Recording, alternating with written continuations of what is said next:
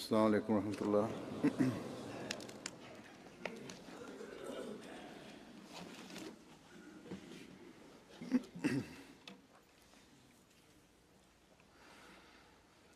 أشهد أن لا إله إلا الله وحده لا شريك له وأشهد أن محمدا عبده ورسوله أما بعد فأعوذ بالله من الشيطان الرجيم بسم الله الرحمن الرحيم الحمد لله رب العالمين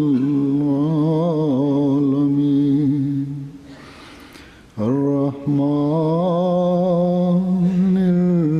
الرحيم مالك يوم الدين إياك نعبد وإياك نستعين اهدنا الصراط المستقيم صراط الذين أنعمت عليهم غير المغضوب عليهم ولا الضالين۔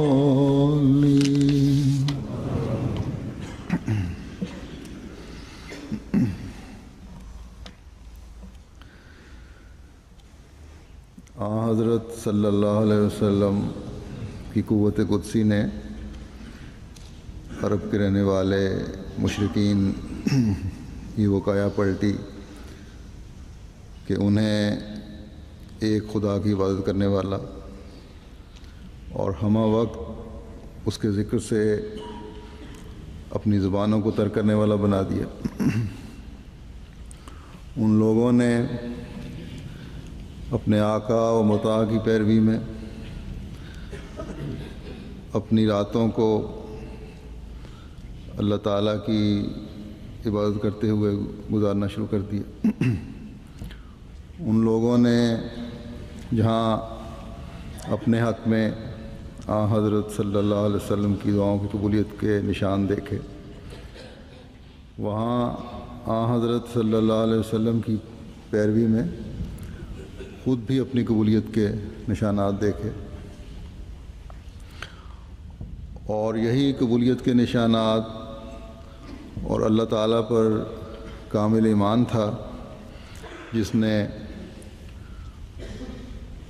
انہیں مزید توکل کرنے والا اور دعاؤں پر یقین کرنے والا بنا دیا، اور پھر وہ اس مقام تک پہنچ گئے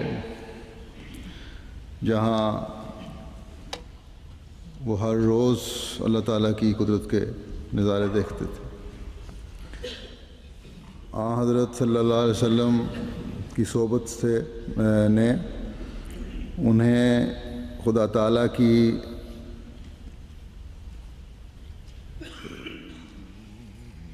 صفات کا فہم و ادراک ادا کیا۔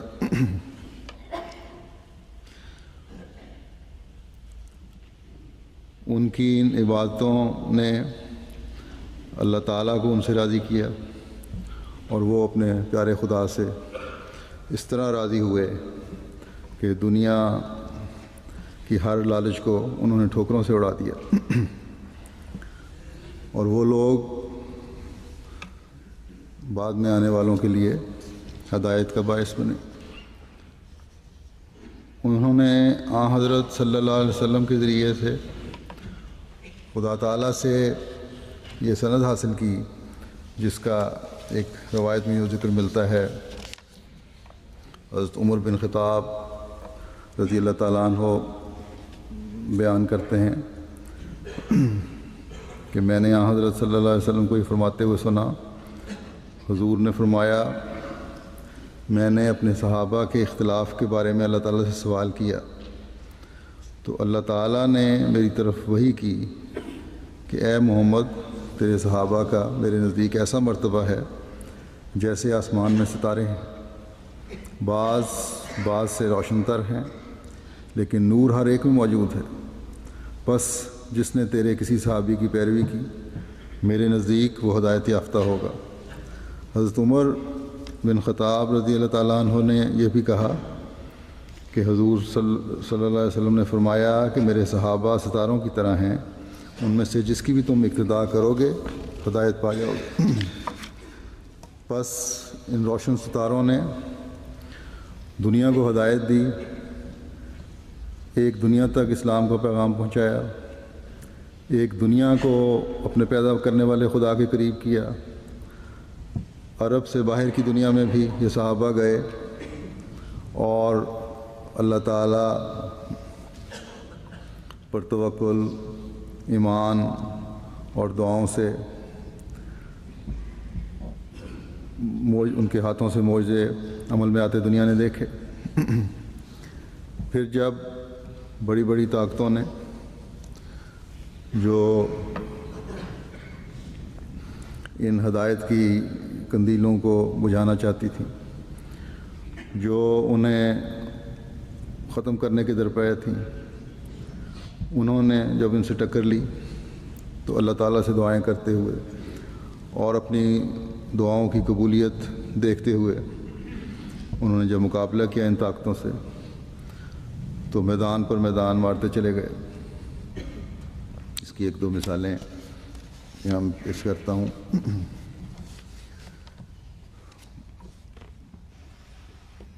ایران کے خلاف جب جنگ ہوئی تو سب لوگ تستر کے مقام پر جمع ہوئے، یہ تاریخ میں ذکر ملتا ہے، اور اہل فارس کے سپہ سالار ہرمز اور ان کے ایرانی افواج اور پہاڑوں پر رہنے والے اور احواز کے لشکر خندقوں میں بیٹھے تھے۔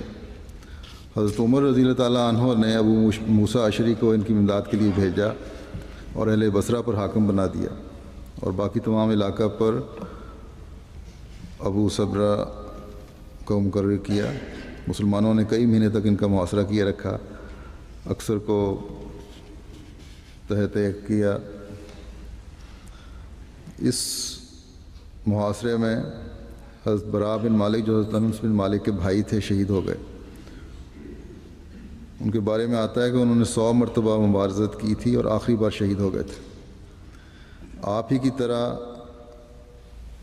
مجزہ بن ثور اور کعب بن ثور اور اہل کوفہ اور اہل بصرہ میں سے متعدد لوگ شہید ہوئے تھے۔ جنگ تستر کے دوران مشرکین نے ان پر 80 بار حملہ کیا اور کبھی یہ غالب آتے کبھی وہ، بہت شدید جنگ ہوتی رہی۔ مسلمانوں نے حضرت براء رضی اللہ تعالیٰ عنہ کی خدمت میں عرض کی کہ اے براء بن مالک، اپنے رب کو قسم دے کر وہ دے کہ وہ ان کو ہماری خاطر شکست دے۔ آپ نے دعا کی کہ اللہم اعظمہم لنا واستشہدنی، اے اللہ ان کو ہماری خاطر شکست دے اور مجھے شہادت عطا فرما۔ اپنی شہادت کی بھی ساتھ دعا کی۔ کہتے ہیں کہ آپ مستجاب الدعوات تھے، دعائیں کی بڑی قبول ہوتی تھیں۔ اس دعا کے بعد مسلمانوں نے دشمنوں کو شکست دی اور ان کو خندقوں میں داخل کرنے پر مجبور کر دیا اور پھر حملہ کر کے ان کے شہر میں داخل ہو گئے اور شہر کا احاطہ کر لیا۔ ایک دوسری روایت میں سعد بن ابی وقاص کے بارے میں آتا ہے کہ 18 ہجری کا واقعہ ہے۔ نہاوند میں حضرت سعد بن ابی وقاص مسلمانوں کے کمانڈر تھے۔ جراح بن سنان الاسدی نے حضرت عمر کی خدمت میں ان کے خلاف شکایات بھیجیں۔ حضرت عمر کے زمانے میں محمد بن مسلمہ کی ڈیوٹی تھی کہ جو شخص کسی کی شکایت کرتا آپ اس کی تحقیق کیا کرتے تھے۔ وہ سعد کو ساتھ لے کر اہل کوفہ کے میں گھومے پھرے اور ان سے ان کے بارے میں پوچھتے تھے۔ جس کسی گروہ سے بھی انہوں نے پوچھا سب نے اس کی تعریف کی، سوائے ان لوگوں کے جو الجراح الاسدی کی طرف مائل ہو چکے تھے۔ وہ خاموش رہے اور کچھ نہ بولتے تھے اور نہ ہی وہ انہیں کوئی الزام دیتے تھے۔ یہ جو طریقہ ہے یہ بھی سچ بولنے کے خلاف ہے۔ اس کا مطلب ہوتا ہے ڈھکے چھپے الفاظ میں غلط کام کی یا تائید کی جا رہی ہے۔ تو بہرحال کہتے ہیں کہ یہاں تک کہ محمد بن مسلمہ بن بنی ابس میں پہنچے اور ان سے پوچھا کہ اسامہ بن قتادہ نے کہا اللہ گواہ ہے وہ نہ تو برابر تقسیم کرتا ہے اور نہ ہی فیصلہ میں عدل کرتا ہے اور نہ ہی جنگ میں لڑنے جاتا ہے۔ اس پر سعد نے کہا اے اللہ اگر اس نے دکھاوے، جھوٹ اور سنی سنائی بات کی ہے تو اس کی نظر اندھی کر دے اور اس کے اہل و عیال کو بڑھا دے، اسے فتنوں میں ڈال۔ پس وہ اندھا ہو گیا، اس کی 10 بیٹیاں تھیں۔ پھر حضرت سعد نے ان فتنہ پردادوں کے خلاف دعا کی، اے اللہ اگر یہ لوگ شرارت، فخر کے اظہار اور دکھاوے کے لیے نکلے ہیں تو ان پر جنگ مسلط کر۔ اس دعا کا یہ اثر ہوا، انہوں نے جنگ کی۔ الجراح حضرت حسن بن علی کے حملے کے وقت تلواروں سے ٹکڑے ٹکڑے ہوا، قبیصہ پتھروں سے کچلا گیا اور اربد تہ تہ ہوا۔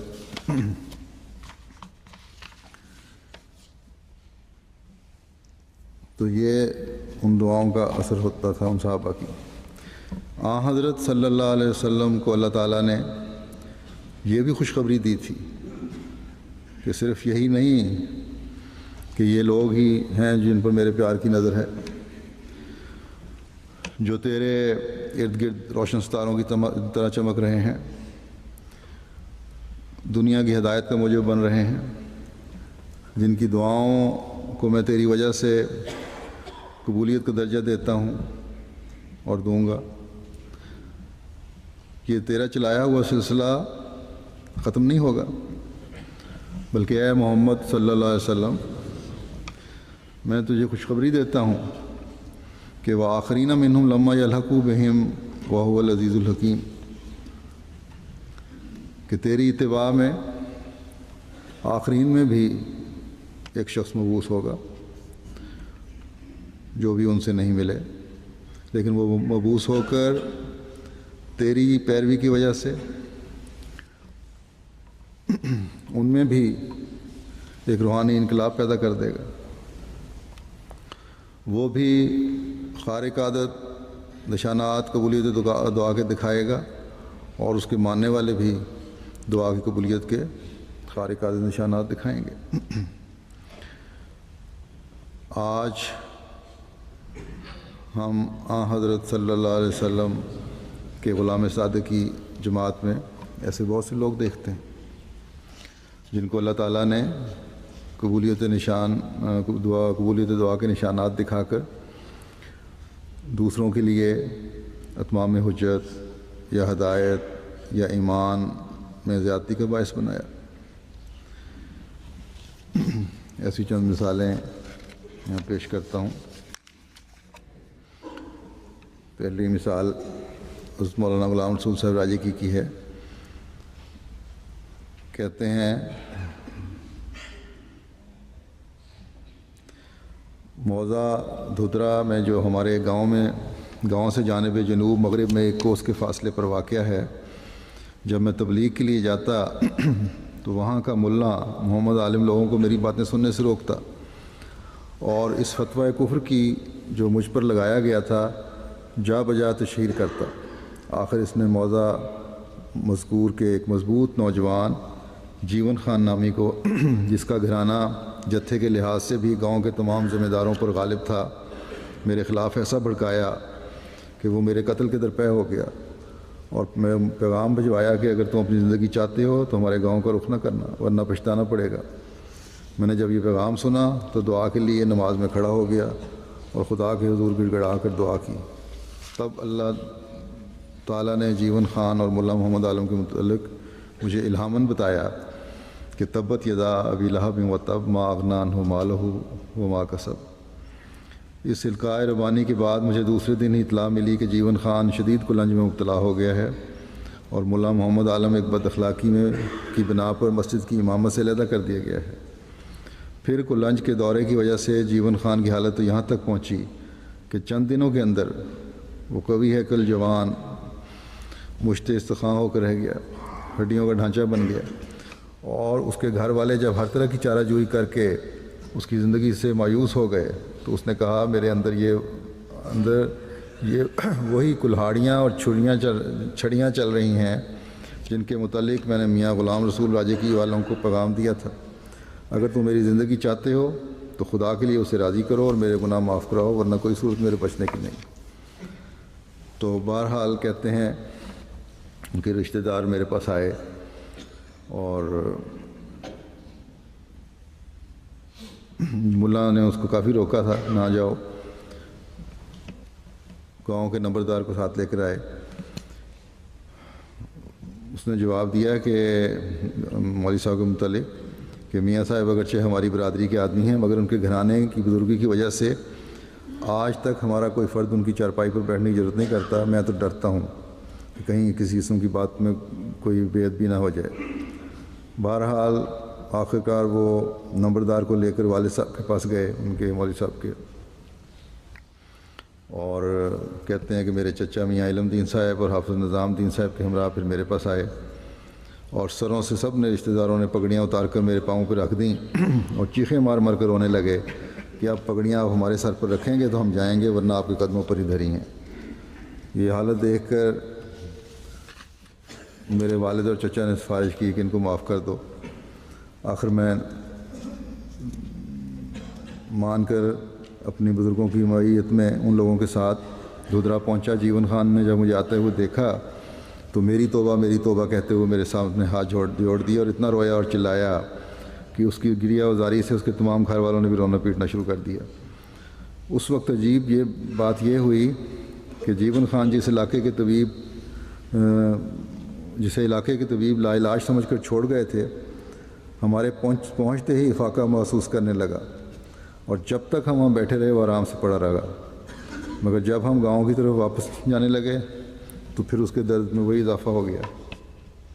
اس کے رشتہ داروں نے پھر مجھے بلایا، پھر انہوں نے کہا کہ آپ یہیں رہیں اور جب تک وہ پوری طرح ٹھیک نہ ہو جائے ہمارے گھر میں تشریف رکھیں، گاؤں میں نہ جائیں۔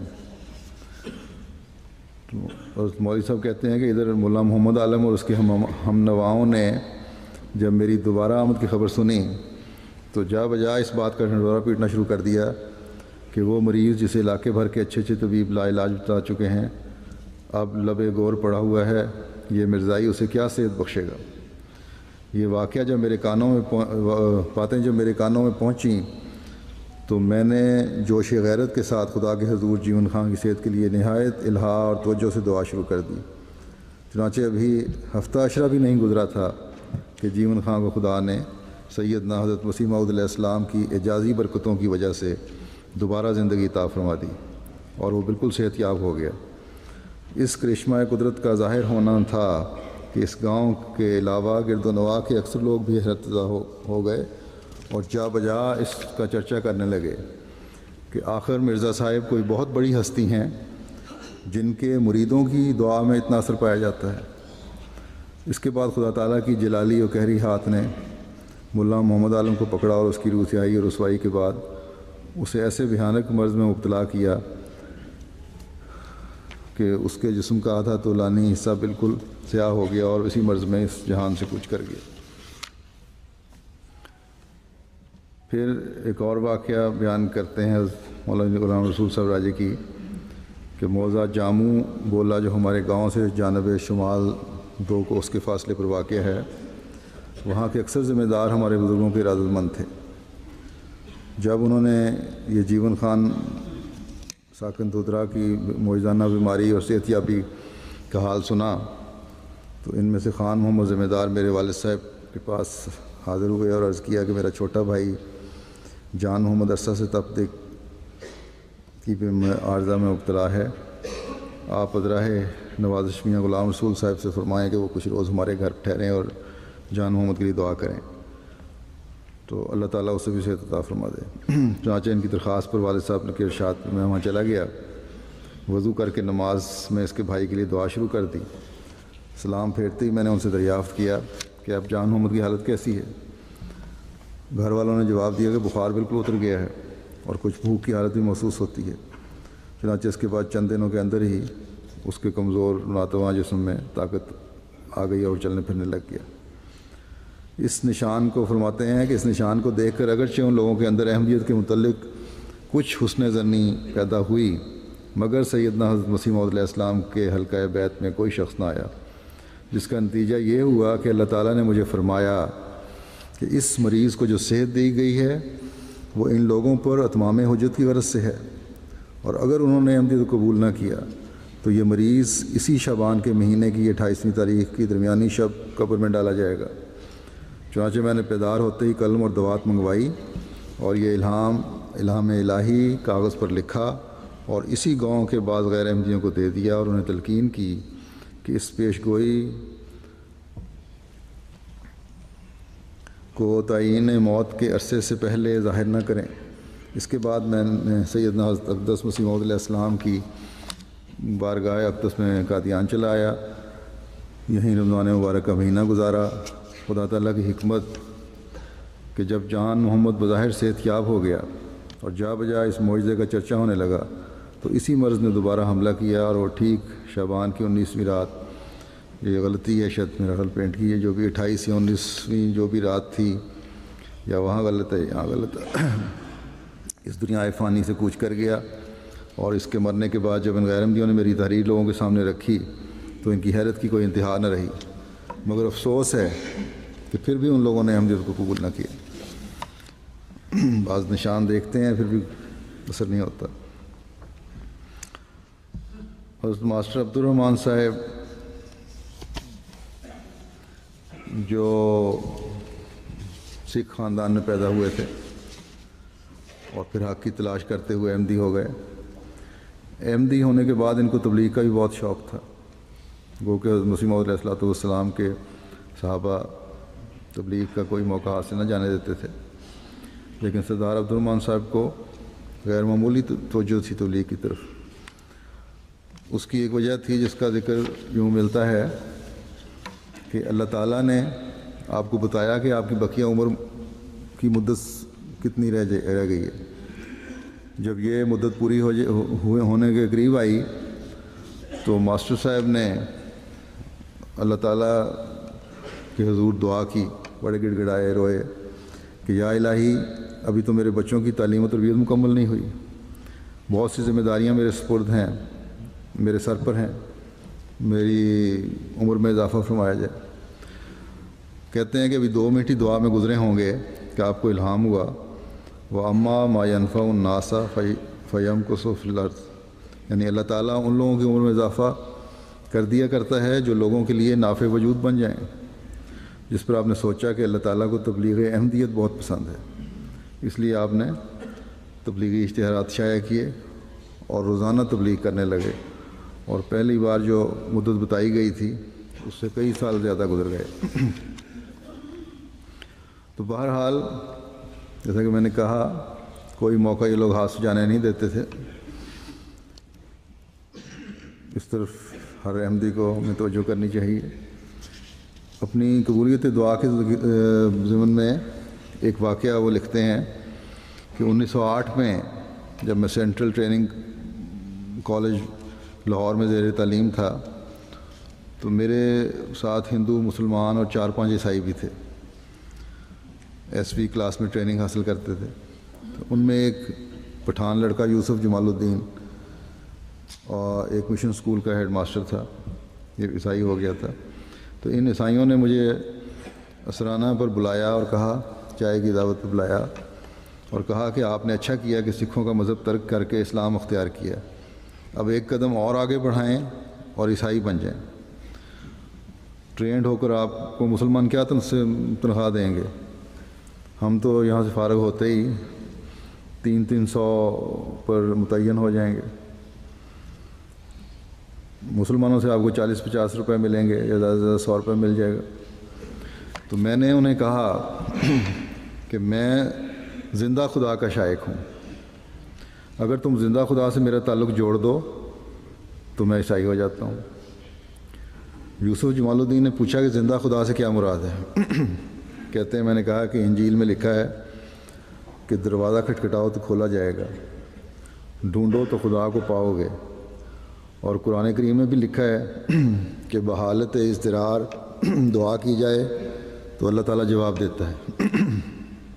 اگر یہ نعمت عیسائیت میں دکھا دو تو میں عیسائی ہو جاؤں گا۔ وہ کہنے لگے کہ ویدوں میں اور انجیل میں اور قرآن کے بعد وحی و الہام کا سلسلہ تو بند ہو گیا، اب الہام نہیں ہو سکتا۔ میرے دریافت کرنے پر انہوں نے کہا کہ اللہ تعالیٰ سنتا اور دیکھتا تو ہے لیکن بولتا نہیں۔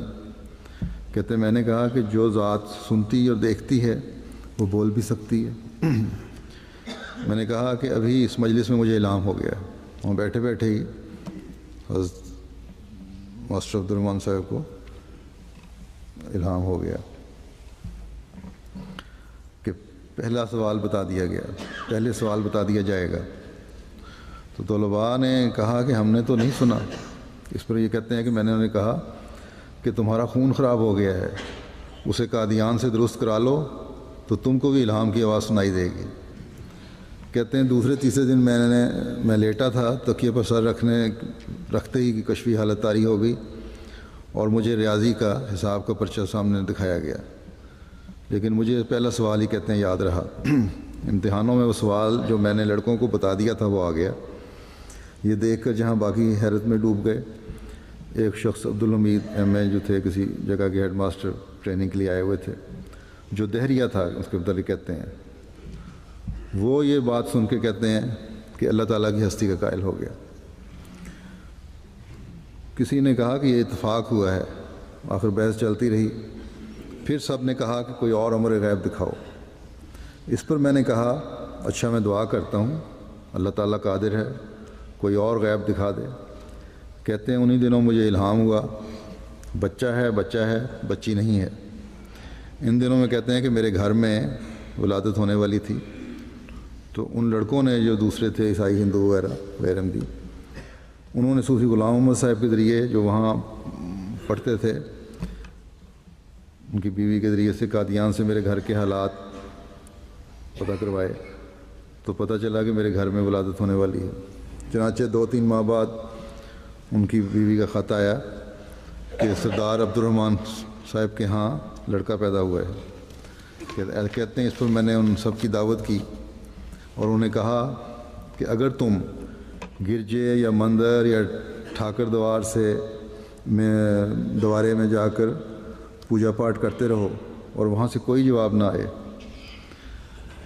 تو سمجھو کہ خدا کی عبادت نہیں کر رہے، بلکہ مصنوعی خدا کی خود ساختہ تصویر ہے جس کی عبادت کرتے ہو۔ کہتے ہیں میں نے انہیں کہا کہ اب یہ میری قبولیت دعا کی وجہ سے جو میں نے پیش گوئیاں کی تھیں ان کی تحریری شہادت دے دو۔ لیکن یوسف خان اور ایک چٹر جی عیسائی تھے، وہ بہانے بناتے رہے۔ تو اس پہ میں نے ان کو کہا کہ اگر گواہی لکھ دو تو پاس ہو جاؤ گے ورنہ فیل ہو جاؤ گے۔ چنانچہ نتیجہ نکلا تو سارے لڑکے پاس تھے اور وہ دونوں فیل تھے۔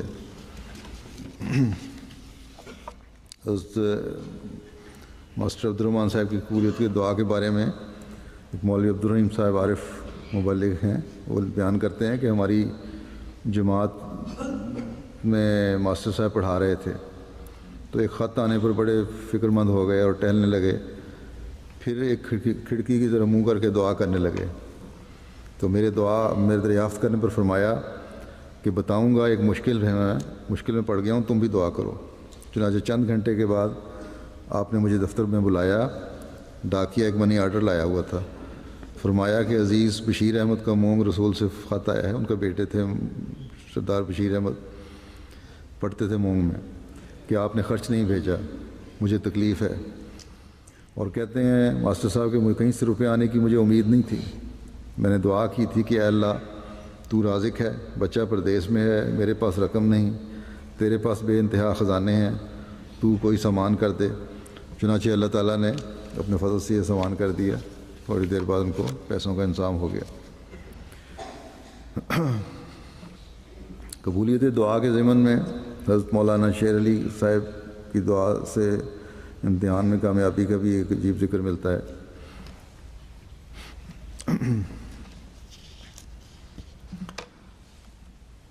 حافظ عبدالرحمٰن بٹالوی صاحب بیان کرتے ہیں کہ حضرت مولوی شیر علی صاحب کا معمول تھا کہ یونیورسٹی کے امتحانات جب شروع ہوتے تو حضرت مولوی صاحب بلا ناغہ روزانہ تشریف لاتے اور لڑکوں کی معیت میں نہایت الحاظ سے دعا فرماتے، پھر تمام لڑکے ہال میں داخل ہو جاتے۔ ایک دفعہ حضرت مولوی صاحب دعا کر کے آ رہے تھے کہ ہائی اسکول کی بورڈنگ کے قریب ملے، میں نے عرض کیا کہ حضور میری بچی نے FA فلاسفی کا امتحان دینا ہے، اس کے لیے دعا کریں۔ تو وہ شفقت کا پیکر بغیر کچھ جواب دیے میرے ساتھ ہو لیا اور دوبارہ ہائی اسکول کے برآمدے میں پہنچ کر میری بچی کے لیے لمبی دعا کروائی، اور آپ پر خاص رقت کی کیفیت تھی۔ دعا کے بعد فرمایا کہ آپ کی بچی کامیاب ہو گئی ہے، چنانچہ وہ فلاسفی میں ضلع گرداسپور بھر میں فرسٹ آئی۔ یہ ایک عجیب واقعہ جو ہے وہ یہ ہے، چودھری عبدالمجید صاحب سیال BLLB ہیں، بیان کرتے ہیں کہ 1943 کا ذکر ہے کہ مجھے میٹرک کے امتحان میں شریک ہونا تھا، لیکن 5-6 ماہ کا طویل عرصہ بے مصرف گزر جانے کی باعث میری ہمت جواب دے رہی تھی۔ میں عجیب قسم کی ذہنی پریشانی میں مبتلا تھا۔ ان دنوں میری رہائش بیت الظفر کوٹھی چودھری محمد ظفر اللہ خان صاحب میں تھی، اور حضرت مولوی صاحب گیسٹ ہاؤس میں ترجمۃ القرآن کا کام کرتے تھے۔ حضرت مولوی صاحب نے انگریزی میں ترجمہ کیا ہے جو قرآن کریم کا۔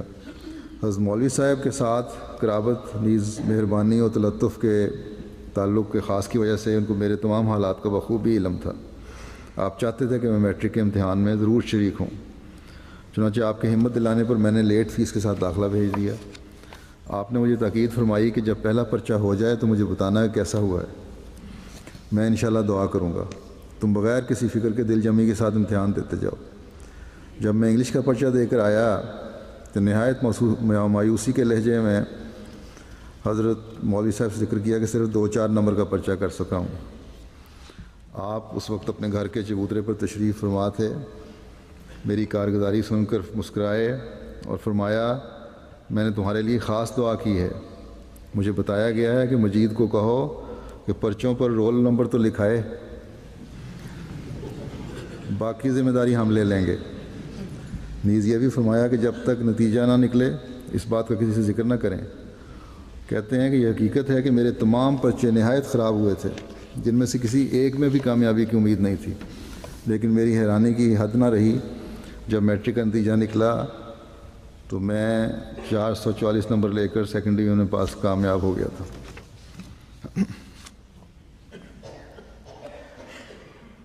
حضرت مولوی غلام رسول صاحب راجی کی فرماتے ہیں کہ ڈاکٹر سید محمد حسین شاہ صاحب کو مجھ پر ابتدا میں حسن ظن تھا، بلکہ قبولیت دعا کے متعدد واقعات دیکھ کر ان کی اہلیہ صاحبہ جو شیعہ مذہب رکھتی تھیں ان کو بھی مجھ پہ حسن ظن ہو گیا تھا اور اکثر دعا کے لیے کہتی تھیں۔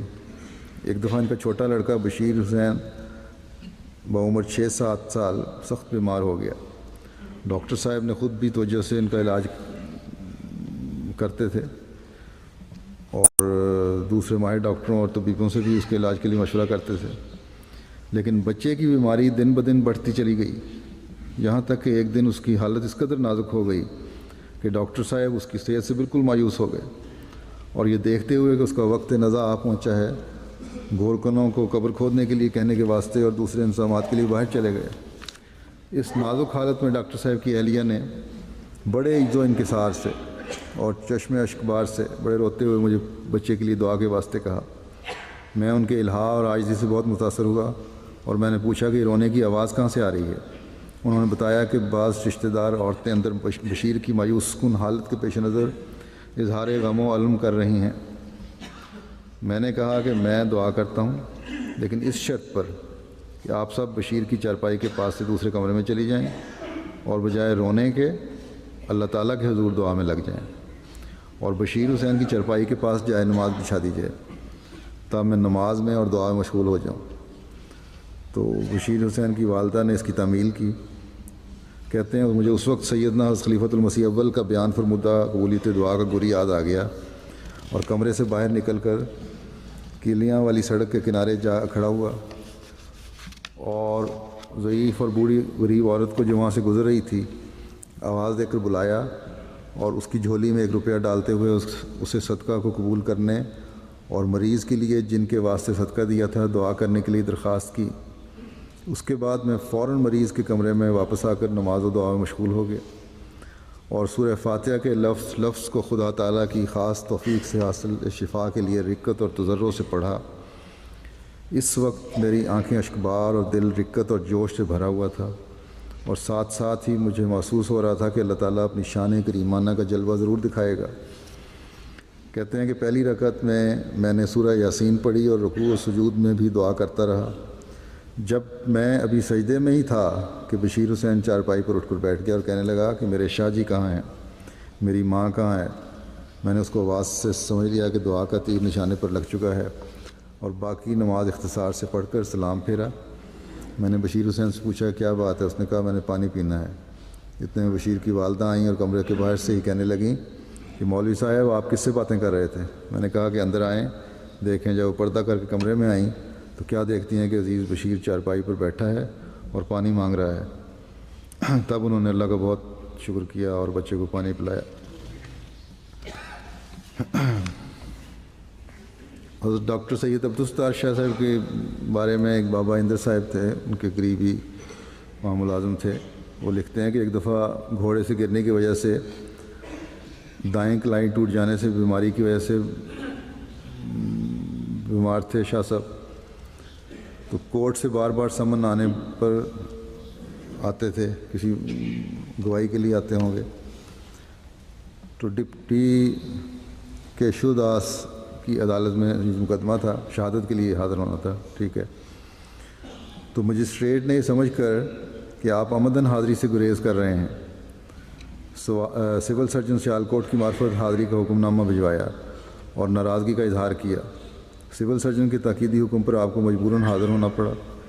عدالت کے باہر مجسٹریٹ پاس سے گزرا، آپ جو کھڑے تھے ان کے قریب سے گزرا تو اس کی حیت سے غصہ ظاہر ہوتا تھا، اس کی حالت سے غصہ ظاہر ہو رہا تھا۔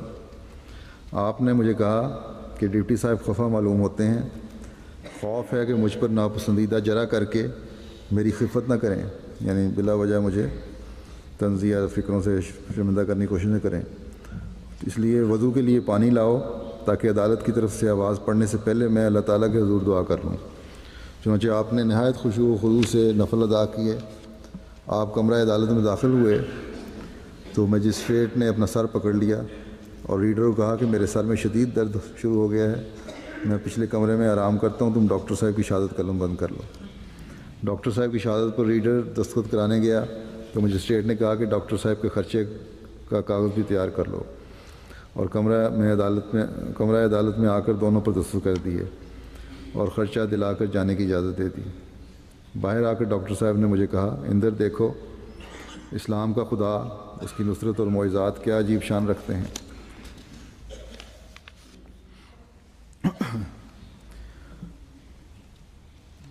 ڈاکٹر صاحب کے بارے میں ایک روایت اور ہے، یہی نہیں کی بابا اندر کی، کہ آپ اکثر دعا کرتے تھے کہ میرا بیٹا ڈاکٹر سید حبیب اللہ شاہ انڈین میڈیکل سروس میں آ جائے۔ تو انہوں نے عرض کیا کہ ایسی ترقی کے لیے ولایت میں تعلیم حاصل کرنا ضروری ہے۔ فرمایا کہ ہمارا خدا ہر چیز پر قادر ہے۔ سید حبیب اللہ شاہ صاحب نے جنگ عظیم دوم میں خدمات سر انجام دینے کی درخواست دے دی اور ان کو ملازمت میں لے لیا گیا۔ جب آپ والد صاحب کی ملاقات کے لیے آئے تو پوچھنے پر بتایا کہ کندھوں پر کراؤن IMS ہو جانے کی وجہ سے ہیں، تو آپ نے انڈین ملٹری میڈیکل کور میں آپ نے مجھے مخاطب کر کے فرمایا کہ دیکھو، میرے بیٹے کو میرے خدا نے IMS کر دیا اور میری دعا قبول کر لی۔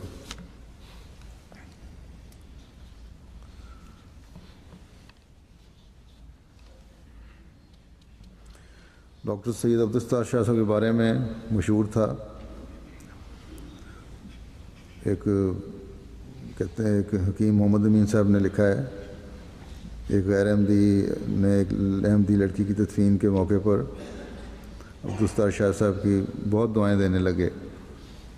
انہوں نے بتایا کہ آس پاس کی احمدی جماعتوں کے قیام میں ڈاکٹر صاحب کی کوششوں کا اہم حصہ ہے۔ آپ بہت بزرگ اور تہجد گزار تھے۔ ہر جمعے کے روز آپ ایک قربانی کر کے تقسیم کرتے تھے۔ مریض دور دور سے علاج کے لیے آتے تھے۔ کیونکہ مشہور تھا کہ اب دعا کے ساتھ جو دعا کرتے ہیں اس کی وجہ سے اللہ شفا دیتا ہے۔ آج بھی یہی نمونہ ہمارے لگ بھگ ڈاکٹر احمدی ڈاکٹر اپنا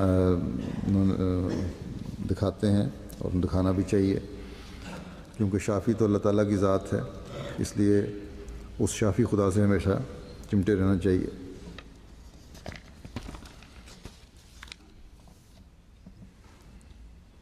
حضرت مولوی غلام رسول صاحب راجی کی رضی اللہ تعالیٰ عنہ فرماتے ہیں کہ فیضان ایزدی نے حضرت مسیح موعود علیہ الصلوۃ والسلام کی بیعت راشدہ کے طفیل اور تبلیغ احمدیت کی برکت سے میرے اندر ایک ایسی روحانی کیفیت پیدا کر دی تھی کہ بعض اوقات جو کلمہ بھی میں منہ سے نکالتا تھا اور مریضوں اور حاجت مندوں کے لیے دعا کرتا تھا، مولا کریم اس وقت میرے معروضات کو شرف قبولیت بخش کر لوگوں کی مشکل کشائی فرما دیتا تھا۔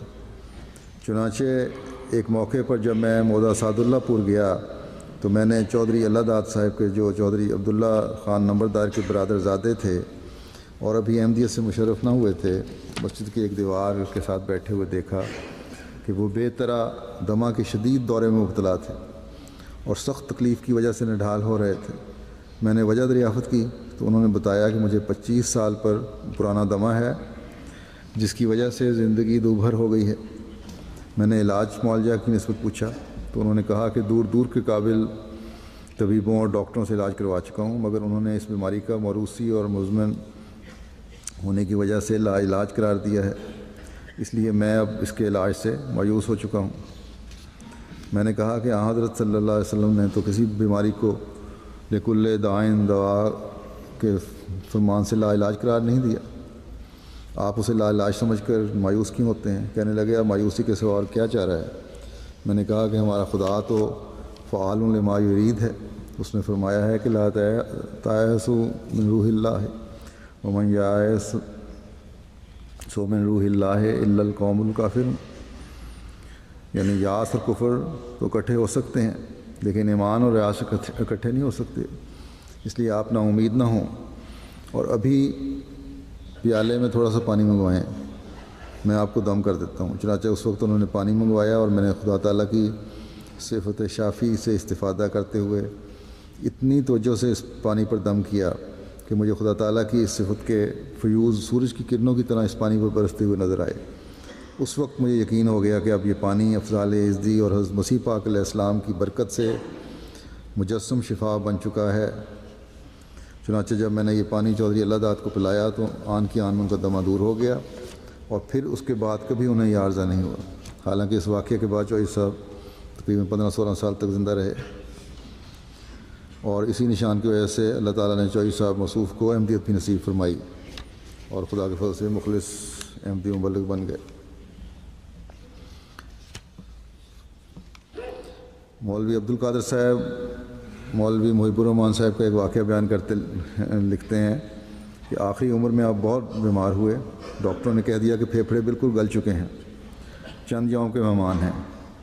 آپ حضرت خلیفۃ المسیح ثانی رضی اللہ تعالیٰ عنہ کی خدمت میں دعا کے لیے آپ نے لکھا، ایک دن خواب میں دیکھا کہ ایک فرشتہ آیا ہے، اس نے آپ کا سینہ چاک کیا، پھیپھڑے نکال کر دکھائے جو بالکل گل سڑ چکے تھے، پھر ان کو پھینک دیا اور ان کے بجائے صحیح و سالم پھیپھڑے رکھ دیے۔ اس رویا کے بعد آپ تندرست ہو گئے اور کئی سال عمر پائی اور تبھی موت سے وفات پائی۔ حضرت خلیفۃ المسیح اول کا ایک واقعہ ہے، 1909 کی موسم برسات میں ایک دفعہ لگاتار 8 روز بارش ہوتی رہی قادیان میں، جس سے قادیان کے بہت سے مکانات گر گئے۔ حضرت نواب محمد علی خان صاحب مرحوم نے قادیان سے باہر نئی کوٹھی تعمیر کی تھی، وہ بھی گر گئی۔ 8ویں یا 9ویں دن حضرت خلیفۃ المسیح اول نے ظہر کی نماز کے بعد فرمایا کہ میں دعا کرتا ہوں، آپ سب لوگ آمین کہیں۔ دعا کرنے کے بعد آپ نے فرمایا کہ میں نے آج وہ دعا کی ہے جو حضرت رسول کریم صلی اللہ علیہ وسلم نے ساری عمر میں صرف ایک دفعہ کی تھی۔ یہ دعا بارش کے بند ہونے کی تھی۔ دعا کے وقت بارش بہت زور سے ہو رہی تھی اور اس کے بعد بارش بند ہو گئی اور عصر کی نماز کے وقت آسمان بالکل صاف تھا اور دھوپ نکلی ہوئی تھی۔ ان بزرگوں کی قبولیت دعا کے بے شمار واقعات ہیں اور یہ سلسلہ آج تک اللہ تعالیٰ نے جاری فرمایا ہوا ہے۔ آج بھی ہم دیکھتے ہیں، ہمارے مبلغین بھی میدان عمل میں دیکھتے ہیں، اور دوسرے خدام سلسلہ کے ساتھ بھی اللہ تعالیٰ نے یہ سلوک رکھا ہوا ہے کہ ان کی دعاؤں کو قبولیت کا شرف بخشتا ہے۔ حضرت مسیح موعود علیہ الصلوۃ والسلام سے تعلق کی وجہ سے اللہ تعالیٰ احمدیوں کو قبولیت دعا کے نشانات دکھاتا ہے۔ اللہ تعالیٰ اپنے وعدے کے مطابق حضرت مسیح موعود علیہ الصلوۃ والسلام کو بھی ایسے لوگ عطا فرماتا رہا ہے جیسا کہ ہم دیکھ بھی چکے ہیں اور فرما رہا ہے، جو ستاروں کی طرح چمکتے ہوئے لوگوں کی ہدایت کا باعث بنتے رہے ہیں اور بن رہے ہیں۔ چنانچہ اللہ تعالیٰ نے حضرت مسیح موعود علیہ الصلوۃ والسلام کو ایک نظارہ جماعت کے ایسے برگزیدہ لوگوں کے بارے میں دکھایا تھا، جس کا ذکر کرتے ہوئے حضرت مسیح موعود علیہ الصلوۃ والسلام فرماتے ہیں کہ میں نے دیکھا کہ رات کے وقت میں ایک جگہ بیٹھا ہوں، رات کا وقت ہے، میں ایک جگہ بیٹھا ہوں اور ایک اور شخص میرے پاس ہے۔ تب میں نے آسمان کی طرف دیکھا تو مجھے نظر آیا بہت سے ستارے آسمان پر ایک جگہ جمع ہیں۔ تب میں نے ان ستاروں کو دیکھ کر اور انہی کی طرف اشارہ کر کے کہا، آسمانی بادشاہت۔ پھر معلوم ہوا کہ کوئی شخص دروازے پر ہے اور کھٹکھٹاتا ہے۔ جب میں نے کھولا تو معلوم ہوا کہ ایک سودائی ہے جس کا نام میراں بخش ہے۔ اس نے مجھے سے مصافحہ کیا اور اندر آ گیا۔ اس کے ساتھ بھی ایک شخص ہے مگر اس نے مصافحہ نہیں کیا اور نہ وہ اندر آیا۔ اس کی تعبیر میں نے یہ کی کہ آسمانی بادشاہ سے مراد سلسلے کے برگزیدہ لوگ ہیں جن کو خدا زمین پر پھیلا دے گا، اور اس دیوانے سے مراد کوئی متکبر، مغرور، متمول یا تعصب کی وجہ سے کوئی دیوانہ ہے، خدا اس کو توفیق بیعت دے گا۔ پھر الہام ہوا، لا تخف ان اللہ معنا، گویا میں کسی دوسرے کو تسلی دیتا ہوں کہ تو مت ڈر، خدا ہمارے ساتھ ہے۔ بس آج روئے زمین پر پھیلے ہوئے ہر احمدی کو دعاؤں کے ذریعے سے، اپنی عبادتوں کے ذریعے سے خدا تعالیٰ سے زندہ تعلق جوڑ کر ان برگزیدوں میں شامل ہونے کی کوشش کرنی چاہیے جو روشن ستاروں کی طرح آسمان پر چمک رہے ہیں، جنہوں نے پہلوں سے مل کر دنیا کے لیے ہدایت کا موجب بننا ہے اور آسمانی بادشاہت کو پھر سے دنیا میں قائم کرنا ہے۔ ہر دل کو اللہ تعالیٰ کے حضور جھکانے کی کوشش کرنی ہے۔ حضرت مسیح موعود علیہ الصلوۃ والسلام کے اس ارشاد کو ہمیشہ یاد رکھنا چاہیے ہر احمدی کو کہ پیر بنو، پیر پرست نہ بنو، اور ولی بنو، ولی پرست نہ بنو۔ اللہ تعالیٰ ہمیں توفیق دے کہ ہم اس خاتم الاولیاء اور خاتم الخلفاء کی پیروی کرتے ہوئے اپنی عبادتوں کو سنوارتے ہوئے قبولیت دعا کے نظارے دیکھتے چلے جائیں۔ حضرت مسیح موعود علیہ الصلوۃ والسلام فرماتے ہیں کہ ہماری جماعت کو چاہیے کہ وہ تہجد کی نماز کو لازم کر لیں، جو زیادہ نہیں وہ 2 ہی رکعت پڑھ لیں، کیونکہ اس کو دعا کرنے کا موقع بہرحال مل جائے گا۔ اس وقت کی دعاؤں میں ایک خاص تاثیر ہوتی ہے کیونکہ وہ سچے درد اور جوش سے نکلتی ہیں۔ جب تک ایک خاص سوز اور درد دل میں نہ ہو، اس وقت تک ایک شخص خواب راحت سے بیدار کب ہو سکتا ہے؟ بس اس وقت کا اٹھنا ہی ایک درد دل میں پیدا کر دیتا ہے، جس سے دعا میں رکت اور اضطراب کی کیفیت پیدا ہو جاتی ہے، اور یہی اضطراب اور اضطرار قبولیت دعا کا موجب ہو جاتے ہیں۔ پھر آپ فرماتے ہیں، ساری عقدہ کشائیاں دعا کے ساتھ ہو جاتی ہیں۔ ہمارے ہاتھ میں بھی اگر کسی کی خیر خواہی ہے تو کیا ہے، صرف ایک دعا کا آلہ ہی ہے جو خدا نے ہمیں دیا ہے، کیا دوست کے لیے اور کیا دشمن کے لیے۔ ہم سیاہ کو سفید اور سفید کو سیاہ نہیں کر سکتے، ہمارے بس میں ایک ذرہ بھی نہیں ہے مگر جو خدا ہمیں اپنے فضل سے عطا کر دے۔ اللہ تعالی ہمیشہ ہماری مدد فرماتا رہے اور ہم ان نصیحتوں پر عمل کرنے والے ہوں۔ ایک بات میں کہنی چاہتا ہوں، گزشتہ جمعے میں نے بزرگوں کا ذکر کیا تھا، اس دعا کی غرض سے ہی یہ بھی ہے، اور میں سمجھتا ہوں کہ ضروری ہے۔ اس صاحبزادی امت الباسط صاحبہ کے ذکر میں نے ان کی دوسری باتیں تو بتائی تھیں، لیکن کسی جماعتی خدمت یا علمی خدمت کا ذکر نہیں کیا تھا۔ لجنہ کا کام تو خیر آپ کرتے ہی نہیں ہیں، اور بڑا لمبا عرصہ کیا، لیکن جو سب سے زیادہ اہم کام ہے وہ انہوں نے اپنے خامند حضرت میر داؤد احمد صاحب کے ساتھ مل کر حضرت مسیح موعود علیہ السلام کی جو کتب میں سے مختلف عنوانات کے تحت حوالے نکالے اور انہیں یکجا کیا ہے، جو کہ مرزا غلام احمد قادیانی اپنی تحریروں کی روح سے چھپی ہوئی کتاب ہے۔ یہ ایک بہت بڑا کام ہے جو انہوں نے کیا، اور میں خود بھی ان کو دیکھتا رہا ہوں۔ ان دنوں میں نے نوٹس میں پیچھے رکھا بھی تھا، جو رہ گیا کسی وجہ سے، بہرحال وہ جب بھی ان کے گھر جاتا تھا دونوں بیٹھے ہوئے میاں بیوی حوالوں کو دیکھ رہے ہوتے تھے یا پروف ریڈنگ کر رہے ہوتے تھے، اور بڑا لمبا عرصہ انہوں نے یہ کام کیا، گھنٹوں بیٹھے ہوئے ہیں۔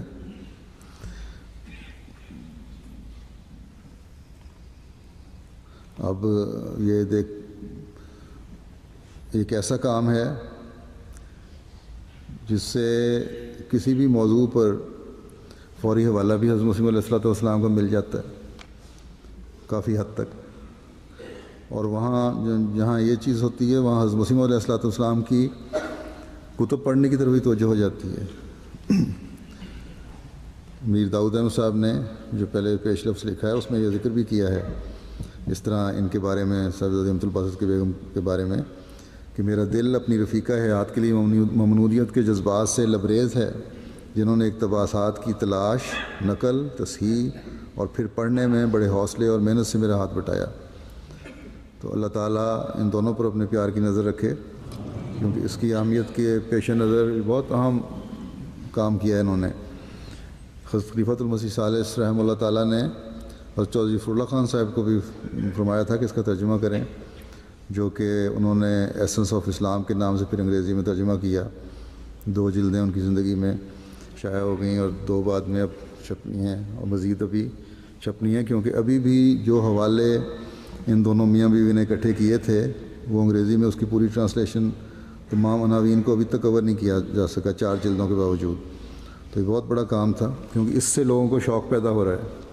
یہاں ایک انگریز احمدی خاتون نے مجھے کہا کہ براہین احمدیہ کا ترجمہ کب ہو رہا ہے، کیونکہ میں نے کچھ حوالے اس کے پڑھے ہیں، دل چاہتا ہے کہ پوری کتاب پڑھی جائے۔ تو یہ جو حوالوں کے ترجمے ہیں یہ لوگوں میں شوق پیدا کرتے ہیں اصل کتابوں کو پڑھنے کا بھی، تو اس لحاظ سے بھی ان کا کام تھا، تو میں نے کہا بیان کر دوں تاکہ لوگ ان کو اس لحاظ سے بھی دعاؤں میں یاد رکھیں۔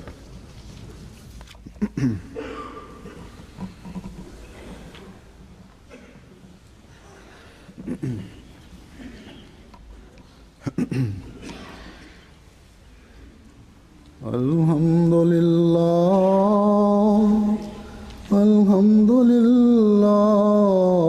نحمده ونستعینه ونستغفره ونؤمن به ونتوکل علیہ ونعوذ باللہ من شرور انفسنا ومن سیئات اعمالنا، من يهده الله فلا مضل له ومن يضلل فلا هادي له، ونشهد أن لا إله إلا الله ونشهد أن محمدا عبده ورسوله۔